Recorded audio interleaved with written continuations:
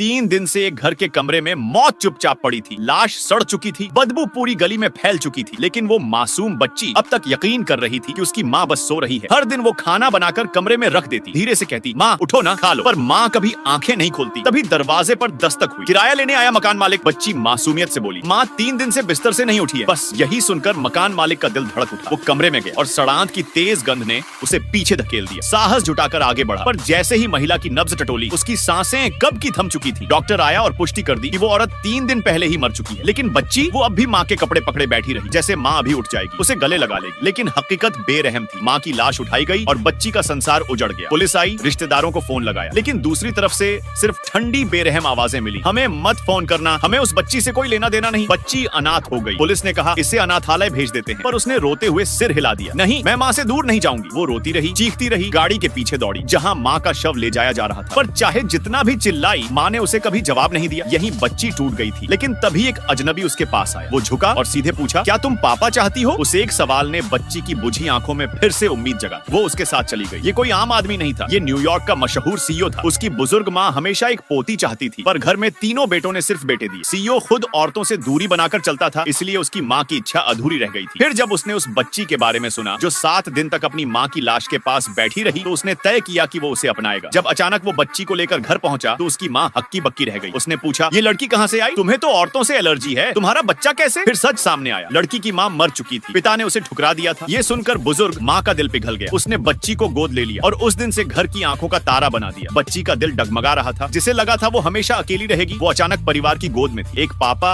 एक दादी और एक नया घर। लेकिन डर अब भी था, अगर ये सपना है तो कल सुबह सब खो दूंगी। वो रो पड़ी इतनी कड़वाहट से कि सबके दिल टूट गए। पापा ने उसे चुप कराने के लिए शॉपिंग मॉल ले गए। सेल्स गर्ल ने कहा, प्लीज जो चाहे चुन लो, राजकुमारी जैसी ड्रेस। बच्ची की आंखें चमक उठी, एक ड्रेस हाथ में ली, लेकिन जैसे ही प्राइस टैग देखा, उसने तुरंत रख दी। तभी सीईओ मुस्कुराए और बोले, डर मत, ये पूरा मॉल हमारा है, जो दिल चाहे चुन लो। इतना कहकर वो फोन पर लग गए। बच्ची ड्रेस लेकर ट्रायल रूम की तरफ भागी, लेकिन गलती से किसी से टकरा गई। सॉरी, वो घबराकर बोली, लेकिन सामने वाले ने माफ करने की जगह उस पर बरसना शुरू कर दिया। और तभी एक शख्स वहां पहुंचा। वो बच्ची का असली पिता था। उसने बच्ची को देखा और पल भर के लिए उसकी शक्ल में अपनी पुरानी बीवी दिखी, पर अगले ही पल उस एहसास को झटक दिया, क्योंकि अब उसका नया परिवार था। उसने सख्ती से कहा, मेरी बेटी से माफी मांगो। बगल में खड़ी औरत ने झर घोला, इसके कपड़े देखो, ये तो मुआवजा भी नहीं दे सकती।